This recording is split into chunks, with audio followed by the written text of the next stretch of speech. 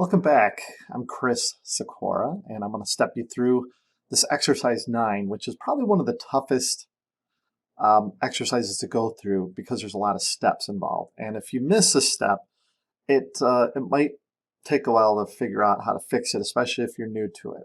And of course, most of you are. All right, what we're going to cover today is actually starts on like page 81, and it's conjugate heat transfer analysis. Now, I have an old copy of my training guide here, and I really almost suggest you might want to have this open, and because there's a lot of steps. Now, my training guide goes back a couple of years. I haven't updated it, but it's still valid. I just did it recently, and it's pretty much the same. There's some subtle changes, but for the most part, anyone can figure out how to get through it. My plan is to update it. But as you can see here, what it is a computer case, and you can see right there, there's the heat sink that we did in the last exercise, or actually a couple exercises ago. I think it was exercise 6 or 7. And basically, in this case, this is computational fluid dynamics that we're going to be doing, and we're going to set it up from scratch. So when we did the jet plane last week, that was one thing. We actually did it in the light version of the software, set it up in there. So there weren't a whole lot of settings and options. We're setting it up now in the full-blown version of the computational fluid dynamics software. So there's going to be a lot of settings, a lot of options, which isn't a bad thing. It's just, you just have to know what you're talking about when you're selecting these things, okay? And you can see here, we're going to see how we're going to put a fan right over here and have it blasted in air over our heat sink. And we're actually going to apply wattage just like we did before. And we're going to actually see the fluid or the airflow around the case. And right here we get a little air vortex, as you can see. And the outlet's going to be in the lower left corner. Okay, and it's kind of an interesting little thing. So let's go ahead and get started. First of all, like I said, you'll want to download this stuff. So what I'd recommend is going to vertanu1.com. And once there, go to the Brescia initiative, click on that, go to Vertanu 2, and then it's going to be 2208. Now notice this is for two classes, Manufacturing 2208 and CAD 208. So it's the same for either class. It's just using SolidWorks simulation, computational fluid dynamics. All right, so the training guide's right here. You click on the manual, and then you'll want to go to page, I think it's 81. As you can see, it's a long lesson. Let me zoom out of here a little bit. Okay. And it'll be exercise 9 in the latest training guide that I'm building. Okay. Here it says exercise 11, but I've moved things around a little bit. Okay, so you can see there's instructions here. Select the flow simulation tab, blah, blah, blah. Okay, let's get started. Now, with the parts. The parts will be on that 2208, and it'll be under exercise 9. So you'll click on that, and you'll download it, and then you'll have to extract it to, like I extracted it to my desktop. And when you open it, it's going to be the ITX case CFD. Let me just show you here. I dropped it in this E9 folder, computer case, and there's all these parts in here. But what you're looking for is the ITX case CFD, and open that one up. And this is what it should look like. Make sure you save it. All right. Now, if you have some difficulty, like opening the model, and like it's strange, it corrupted my SolidWorks. I actually had to go into the registry and do a little deletion in there. So I don't want to show you how to do that. That's a SolidWorks tech support thing, because I don't want to be responsible if I wipe out your registry. So, but anyhow, yeah, I had to tinker with it to get it to work on here. I'm not sure why. This is SolidWorks 2020, by the way. Okay, so here's the inlet. I made it rectangular. That's where the fan's going to go.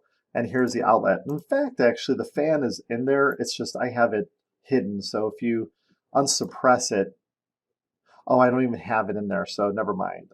Suppress the component. Okay, but there was a little fan in there, and what I did is suppress it just so it didn't interfere with the airflow that we're going to set up.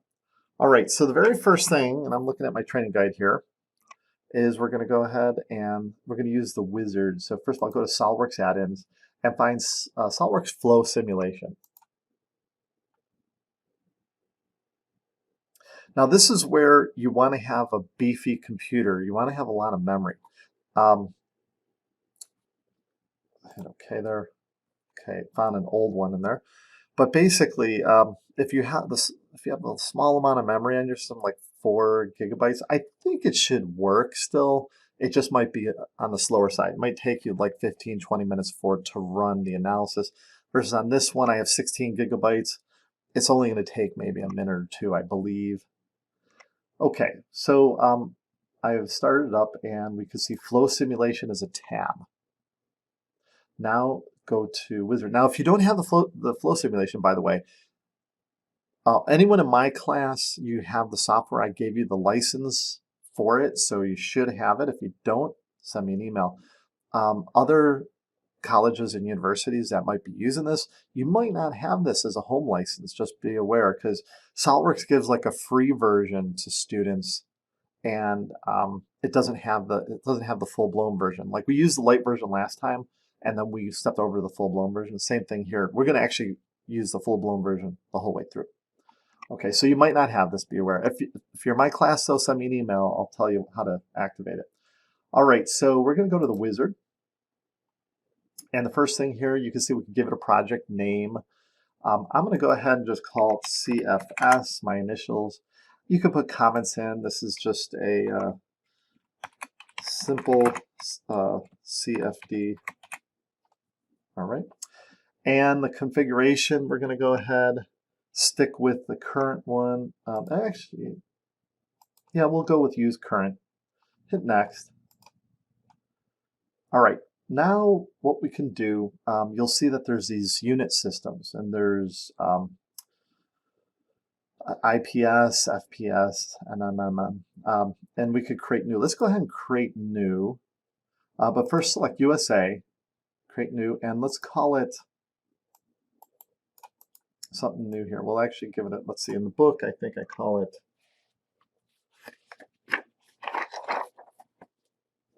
on the next page here.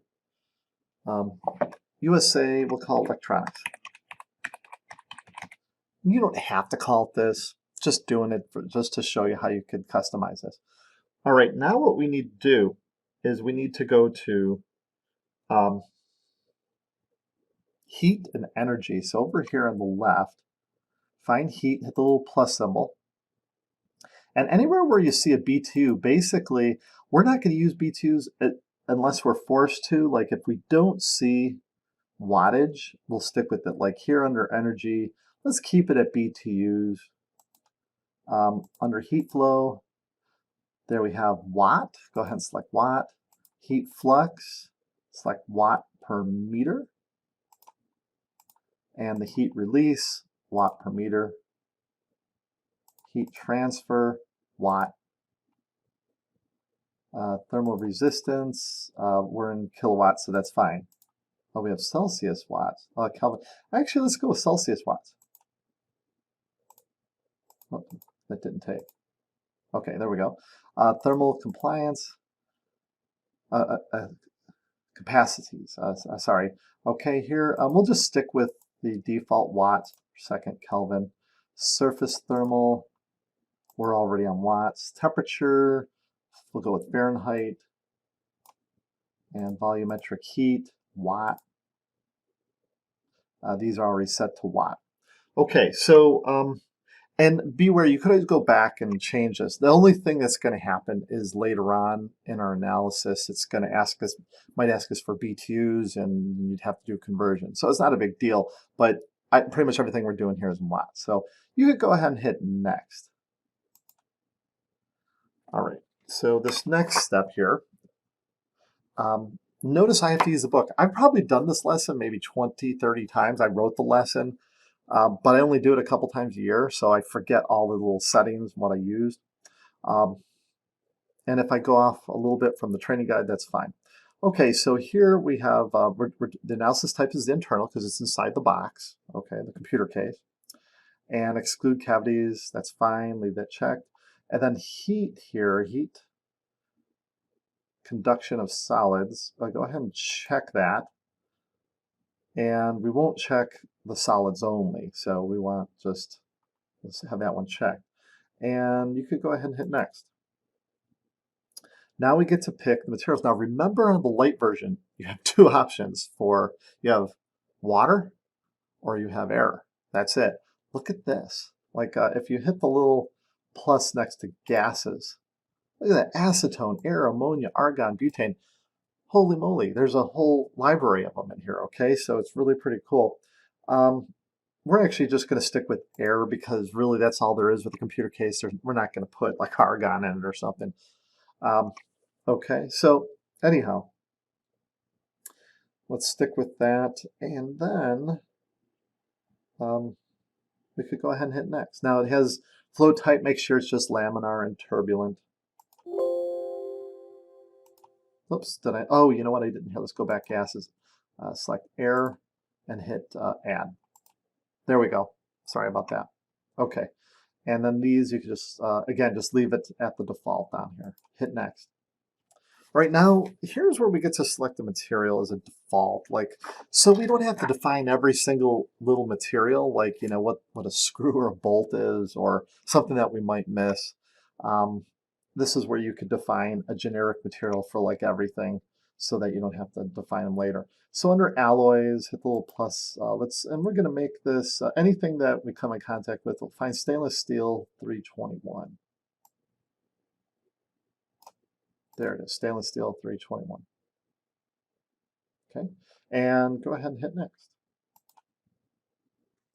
All right, this next one, we're going to go ahead and set, instead of adiabatic wall, hit that little arrow there, and we're going to actually do a set for heat transfer coefficient. And then over here, the heat transfer coefficient, let's put in 5.5 watts. And this is where, if you didn't set up earlier all those settings to watts from B2s, it would be in B2s. So you would have to convert that. Okay, so that's why I wanted to make sure we had it set up, especially here. So 5.5, and then the temperature of external fluid, it's 68. Let's give it a little bit more definition here, because we might not get much of, but I mean, we might get to 80 degrees or something, and so the variance might not be enough. Let's put in 50 degrees. Get it pretty darn cold, and with the heat of the processor, we should see a nice span of colors. Okay, go ahead, and I think that's it. Yep, hit next. All right, now I'm on the next page here. Set temperature to 50.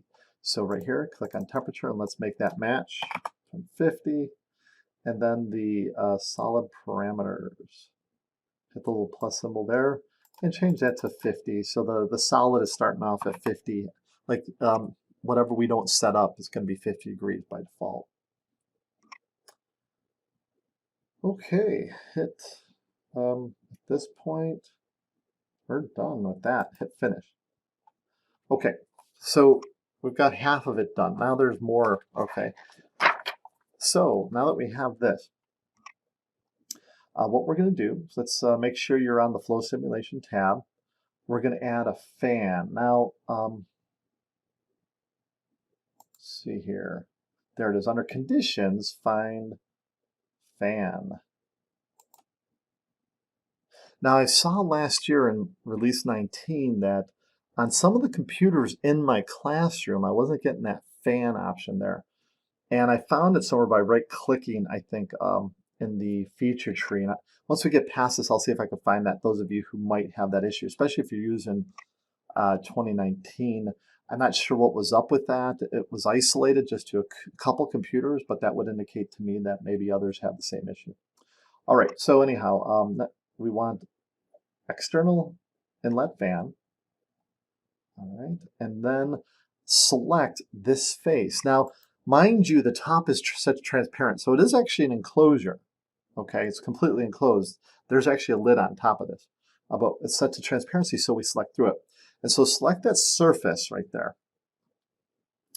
And now we're going to go over here to the left under fans, and you'll see that they have a bunch of predefined fans. Find the little axial and hit the plus symbol there. And we're going with a PEPST. So the brand here is PAPS. Look at all those brands that you have, and you could customize and make your own too. And like if you've ever been to a computer store, you see when you buy a fan, especially like those little muffin fans, you can actually see it gives you all this information that you can plug in here. Pretty cool. Usually the specs are in there, either on the back or in a little sheet that comes along with it. Okay, we're looking for the PAPS 412. Now there's a bunch of them, but you just want the 412 with nothing after it. Okay, not the FH, not the FM. And if you did select one, it's not the end of the world. You'll just get different readings than us because the airflow might be different. Okay. All right. Now that we have that, let's see, make sure we have everything. You can go ahead and hit the green check. All right. Now you'll see little arrows there pointing in. Now the next thing is the vent. And we only put one vent in here. And the reason why is I wanted to show you that airflow. We're going to get that little vortex in there. And I made this one circular so you can't mess it up. All right, now rotate it this way. But first of all, let's go. Now over here on the left, you'll see boundary conditions. Right click on boundary conditions and insert boundary condition.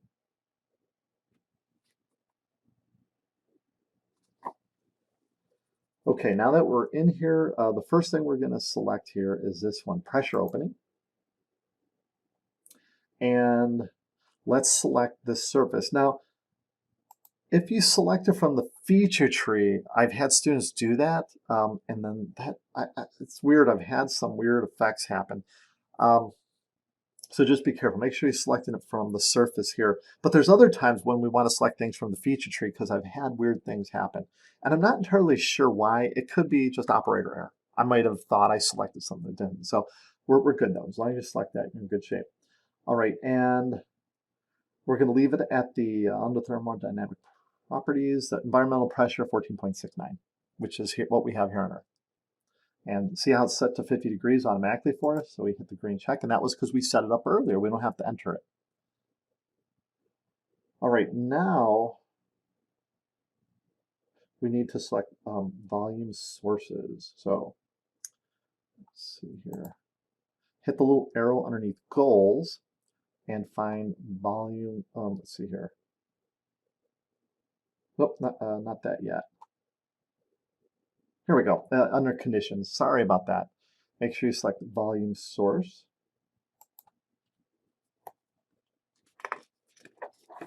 And that's where it's changed a little bit in my book. Actually, in my book, I have you using the tab up at the top, which isn't there by default. So be aware of that. I need to update that on my book. All right, so here what we're going to do is we're going to go ahead and select the core processor. All right, so this is where we need to actually hit this little arrow here and select it from here, because when I selected it actually on the surface of the model, I've had issues. So when you click on this little arrow, let's find, it should be under the motherboard here. Hit the little arrow. And not seeing it there. Maybe it's under E9. Oh, there it is. It's under E9. And we're looking for the core CPU. Go ahead and select that. All right, and that's in my book. I call it the Core i7. I took off the core name because I didn't want to offend anyone. Okay, so now that we have that selected, we're going to have it output 60 watts of power. All right. And if you were to ever be interested, now, those of you who want to fast forward over the next minute or two until I get past this is, where am I getting this information from? Well, if you go ahead and type in Intel, let's see, Core i7, let's go with the 107K, there we go. All right, and you could actually find out, here we could go to Intel's webpage, and it'll tell us the wattage right here. That's 95 watts if we wanted that. Now mind you that they're all different. Like if you go with a lesser processor, you know, you could get much lower, like a mobile processor, they're very low, like a Intel Atom. Let's go with the Z85 and then go to, you can also find it on Passmark usually, they'll tell you the wattage, but best to get it directly from Intel. And look at this. This one only uses 2 watts, but it's a much slower processor, so just be aware it could vary depending upon the microprocessor. Okay, so we're at 60 watts, and that's pretty average, quite honestly, for most processors these days. Okay, and got that. Go ahead and hit the green check. All right, so we've set up our microprocessor, and that's underneath here. And we've seen that in the exercise 2 exercises ago. We used it, we separated by itself. Okay, now we're going to go to solid materials right here. And you're going to right click and insert solid material.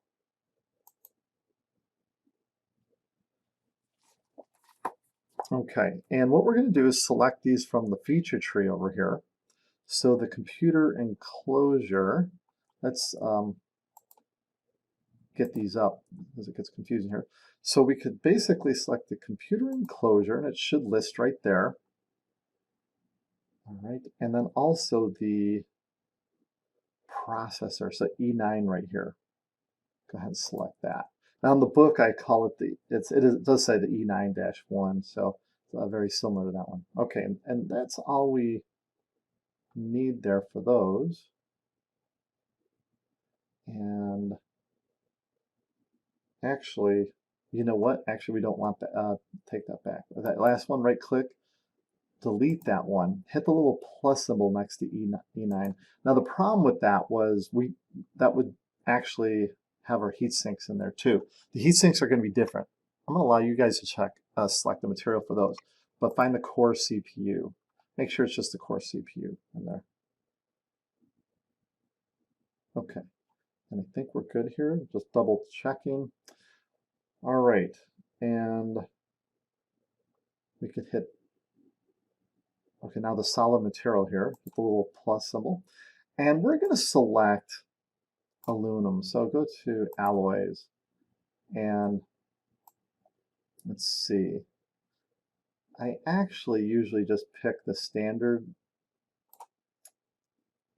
metals here. Let's pick standard aluminum out of there. Like the 6061, those have additives. They might not have the same properties that we'd be interested in for being a good conductor for heat. So, oh, actually, I ended up picking copper. Oh no, that's for the heatsink later. Okay, so we're going to pick aluminum for those. Now, mind you, a microprocessor has a lot of things in it. It could have silicone. It could have, there's all sorts of things that could incorporate in there. We're just really putting that in for the heat spreader that goes over the top. Okay, hit the green check. All right, so that's set. Now, right-click on materials again, insert solid material, and this time we're going to find the heatsink. So we have heatsink 1 and heatsink 2. Let's go with, first of all, let's see if we could, you know what, I think we still have heatsink 1 active, and so we got to be careful with that one. We might want to suppress it before we start, but that not until later. But heatsink 2, let's go ahead and right-click click on that to add that up here. And so heatsink 2, now hit predefined, and let's go to metals. And again, I'm going to allow you to pick what you want. Okay, it was really kind of neat. I had a student pick gold, if I recall correctly, and he might have bumped up the processor power from 60 watts to higher. Whatever it was, it gave a little message that it was melting. So it was really kind of cool how it give him a warning message about that. I'm going to go ahead and pick copper. Copper is a great conductor. Gold is too, just as the melting point that might be an issue. All right. Let's move it along here. Next page. Okay, so hit the green check mark on that one. Now we're going to do another one. Let's this time the motherboard, that green board that you see. Right click on solid materials, insert solid material. And the reason I'm showing you this one because motherboards have multiple layers. Okay, and so I want to show how cool this is. Actually, we're going to go through here. We're going to pick non-isotropic. And look at that, they have PCB boards, 8-layer, 4-layer, and 12-layer. Let's go with an 8-layer. Okay. And hit the green check. Oh, we have to make sure we select it. So that one is the actual, let's see, that will be under the, hit the little arrow to the right of motherboard here, the left of it. There we go, motherboard mini ITX. Hit the green check. Now, of course, there are other microprocessors and things. I suppress those just to speed it up. I'm not sure the power of your computer, that's why I took it all out. If you're working on a very slow computer, this will speed it up to have less of those items on there. Okay, now we're going to go ahead and set up goals. All right, so let's go over here to the checkered flag. Okay, and we're going to right click on that, and we first want to insert volume goals. Okay, so once you select volume goals over here, now the selection, we want to check out what's happening with the motherboard because we don't want that to burn out. Okay, so go ahead and select the motherboard mini ITX and the E9 computer CFD. So I think that's, yeah, this item here. Okay. Now what we want to see, we just want to see the temperature of the solids in max. So if you find there's temperature of fluid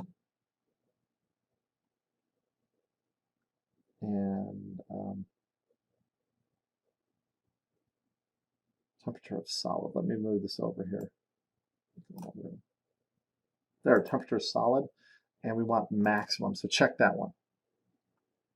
All right, now in the VG parameters, the name template, just to show you, you could change this. Just delete number. You could leave it in. It's not going to change the end results, but it will depend on what's giving you back. All right, so we have that. And let's go ahead and hit the green check. So we've got a volume goal, but now we want to insert some additional goals here. See what I mean? How this is a very long, a lot of different things you have to set up. Okay, so again, right click on goals, and this time surface goals. Insert surface goals. Now, what we're interested in here is we want to select the fan. Now you want to select it from the actual flow tab. So over here is the flow tab. Okay. And you could squeeze this down a little bit. Okay. A little, let's see here.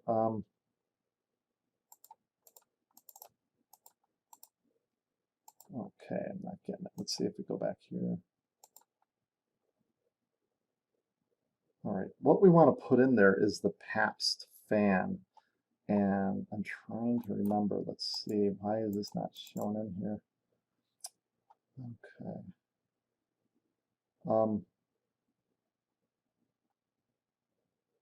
Oh, wrong one here. Let's click on this one right here. I think. Oh, it won't let me.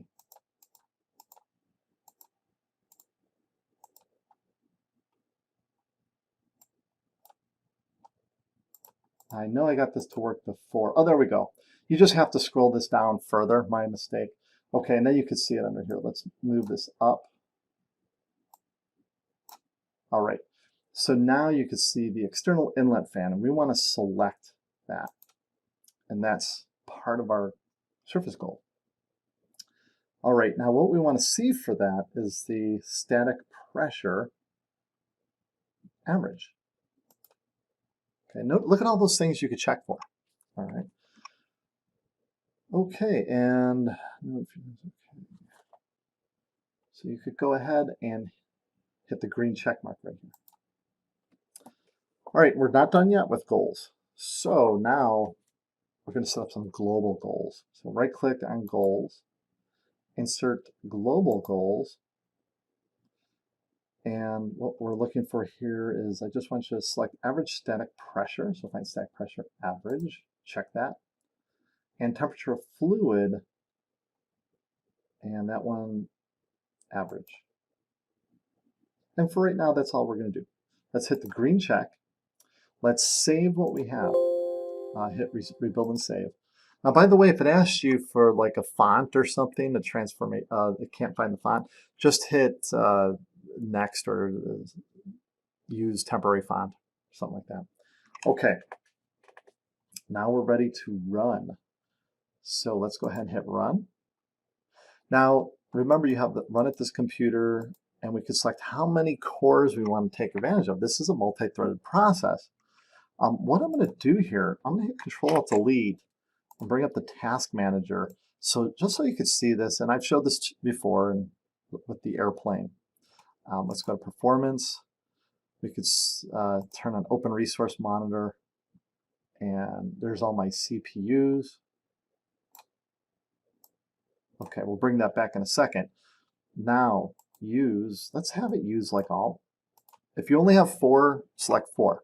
Okay, but note, if these are going to take a long time, you could select like use half the cores so that the other half you could use for email, checking emails, or maybe even open up another copy of SolidWorks or whatever, and you could be working on other things while this one's working in the back, not interrupting it. You might be sucking some resources, of course, from the other one, but it's okay. All right, hit run. And let's bring this up. We can see the cores, CPU utilization. Okay, it's not using, it did bump them up briefly. Let's see, it's still doing the calculations. So if you click on that eyeball down here, you can see the calculations. You can also see a section of what's going on. Okay, that's the pressure. And if you see something that doesn't look quite right, then you could change that. That one didn't look quite right there, but we'll just leave it for right now. But there you can see the CPUs are all being utilized, which is really impressive. Those of you with lesser CPUs, it's going to take a bit longer. Hey, in class, we used to have like 4-core processors. Up until recently, we've got a 12-core. So it is faster, but be aware yours might take 20, 25 minutes. Depends on how fast your computer's. Okay, so no warnings. The solver is finished. We can minimize that. Okay, now, just like with the airplane, I'm just going to change this to perspective so it looks cooler. All right, and we could set this to plain white. And now let's take a look at the results. Hit the little plus symbol next to results. First thing we'll check for, let's do flow trajectories. Okay, right-click on flow trajectories. Click Insert. All right, and you could pick surfaces and items that you want to check where it's bouncing off of. Okay, and right here we have number of points. We got 20, and then we can have pipes. Pipes look really cool in here at first, so we'll try pipes. We'll see what pressure looks like. Actually, let's look at, we could look at temperature, velocity, pressure. Pressure is going to be kind of boring. There's not much pressure in here, but let's go to velocity. All right, and hit the green check. Okay, now we could see the airflow here, and rather interesting. We're getting that vortex, and look at there's exiting, and we can see the variation in color. So anything red is at 14 feet per second. All right, and anything less than that. Now, if we wanted to figure out what that is, we could put in 14 feet per second equal to mph. Let's see what miles per hour is. So almost 9.5 miles per hour that we're getting inside that little case. Okay, so that's decent airflow. I mean, if you were jogging, I mean, you know, that's pretty fast pace, but that's some decent airflow going on there. Okay, and we could see how it's moving around, bouncing off of things. Let's now double click on this and see if we could squeeze this down. Let's reset it so we get some more variation in color. And we're not really seeing that too much because of what's going on there. All right, let's do another type of plot. Let's do a surface plot. Actually, let's do a cut plot. Right-click on cut plot, insert. Notice we could keep this plot up. We learned that with the airplane last week. Okay, now let's go with isolines, vectors. You could do stream, not recommended, no. Okay, we won't do streamlines. All right, so we got velocity for the contours, isolines. Actually, let's go with temperature of the fluid for contours. Isolines will be velocity, and vectors, oops. We have that velocity too. Yeah, we'll kind of force with that one. Okay, let's apply. Now this is only out that cross section, and remember we can animate it. So right click on cut plot and play. And it just bounces back and forth. Okay, I'm going to go ahead and adjust that temperature band here and have it, see if we could get the much more detailed chart. That's okay, I suppose. We'll see it should change when it gets over here, although it might be inside the processor. So there we go. So you can see the red. All right, let's right click on there and stop. And we could actually hide that. Right click on that, hide. Let's add another one. Right click on cut plot and insert. Okay, now it's going to go with the front plane, but we don't want the front plane. Let's click on X here, and we will have it on the the XZ plane. And then grab the little arrow in here that you can see and drag it up maybe about, let's see, maybe a little higher than that, maybe 3/4 of an inch. And I'm sorry, 0.07-ish. Looks pretty good. Okay, yeah, and that kind of sections through that hole there. And we could do the same thing, contours, isolines, but let's leave it just contours and temperature of fluid and hit the green check. And there we could see, oh, look at that. I forgot to suppress the other heatsink. See, that's the thing. Remember I said, oh, I got to remember to suppress that. This is what could happen. That other heatsink is in its way. So that's what we're seeing, that weird phenomena there. We could always go back and we could suppress it and rerun it. But that's going to take a while. So we don't need to. Just for this, we can see what's going on with that.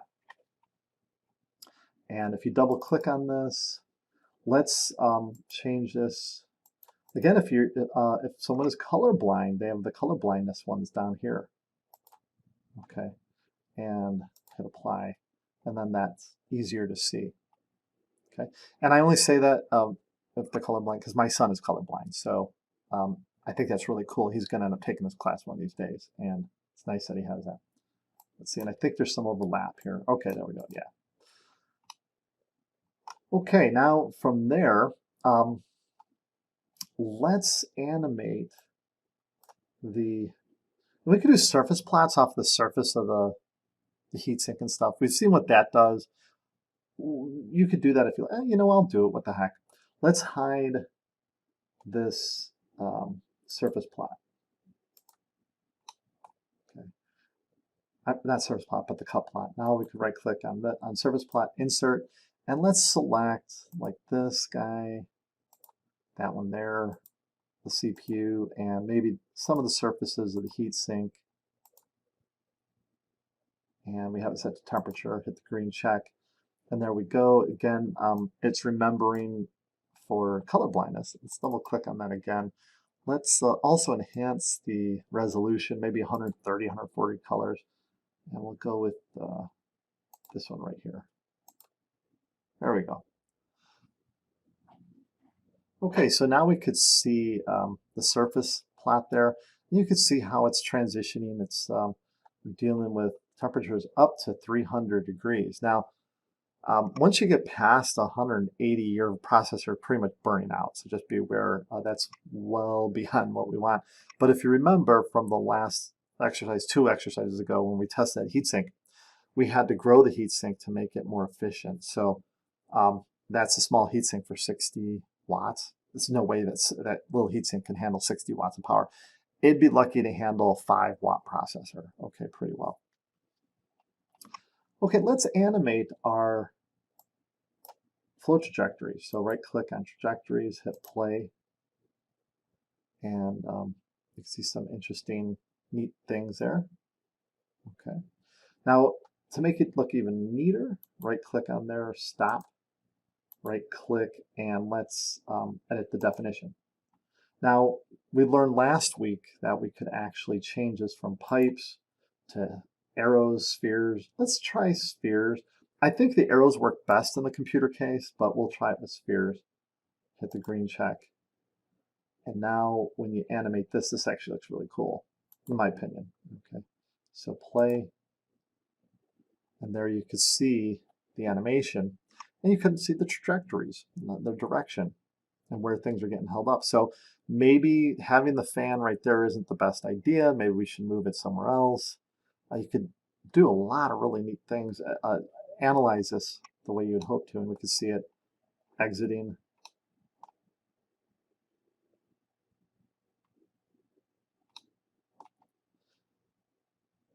Now what I'm going to do is I'm going to change it to the arrows. I'm going to stop that. Right click on flow trajectories, edit definition. And I love the arrows flat. I think they're really cool. And you can make them glow, which is even neater too. So, okay, here we go. Let's go ahead and click on those and play. Now, to get them to glow, you just click on the band right here. Actually, there we go. Click on this band here. And now they actually have a glow to them. Right, so you can see the arrows in that respect. So definitely, this is some fantastic technology that we're dealing with right here to be able to utilize this for all sorts of applications. Okay, those of you taking this class, you could do an alt print screen and drop that, or you could go to File, Print, and save print as PDF, hit OK, and then just I'm going to drop it on my desktop. I'll call it X. Actually, this is E9.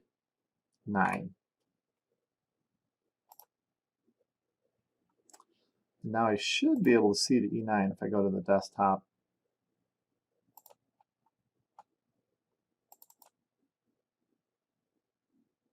Oh, drat, it doesn't pick up on our image. Okay, so that doesn't work really well for us. So the best thing to do, I would say, would be to do this, like get a nice snapshot of that. Alt print screen, and you could either use Microsoft Word or LibreOffice, either one.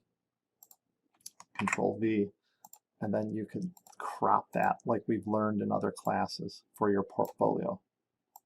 And remember, you want to keep those that information over there. So there you go. Okay, and that's what I'll want you to send to me. You don't have to write up any sort of analysis for this one. This class isn't designed to actually go through computational fluid dynamics. People get PhDs in this stuff, so we're not going to be able to cover it in a small class time like this. But it's fascinating to see this. If you learn the equations on it, even more fascinating. So that's it. That concludes exercise 9.